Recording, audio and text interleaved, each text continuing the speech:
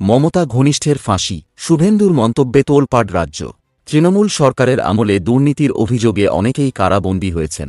এদের মধ্যে অনেক হেভিওয়েট নেতা এখনও জেলেই আছেন, যাদের ভবিষ্যৎ অনিশ্চিত। বিরোধীরা জোর দিয়ে বলছে, এই রাজ্যে দুর্নীতি করে কেউ পার পাবে না। যারা জনজীবনে অত্যাচার করেছে, অর্থ আত্মসাৎ করেছে এবং মা-বোনেদের অসম্মান করেছে, তাদের দুর্দিন ঘনিয়ে এসেছে। এবার সন্দেশখালিতে গিয়ে জেলে থাকা শেখ শাহজাহানকে নিয়ে চাঞ্চল্যকর মন্তব্য করলেন রাজ্যের বিরোধী দলনেতা শুভেন্দু অধিকারী।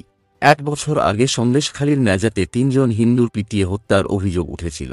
সেই ঘটনার বার্ষিকীতে শহীদদের প্রতি শ্রদ্ধা জানাতে গিয়ে শুভেন্দু অধিকারী শেখ শাহজাহানের বিরুদ্ধে ভয়ঙ্কর অভিযোগ করেন।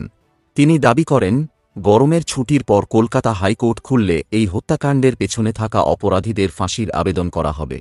শুভেন্দুবাবু জোর দিয়ে বলেন, হাইকোর্ট খুলছে গরমের ছুটির পরে। আমরা আশা করব যে বিচারের বাণী নিশ্চিতভাবে জাগ্রত হবে। আমরা যার বিরুদ্ধে অভিযোগ আছে, কাদের মোল্লাসহ সমস্ত খুনিদের ফাঁসির আবেদন করব। তিনি আরও যোগ করেন, নিশ্চিন্তে থাকুন, শাহজাহানের দাদাগিরি অতীত করেছি, অতীতই থাকবে। কাদের মোল্লা তুমি যে গর্তেই থাকো না কেন, তোমাকে টেনে বের করে আইনের সাজা দেব।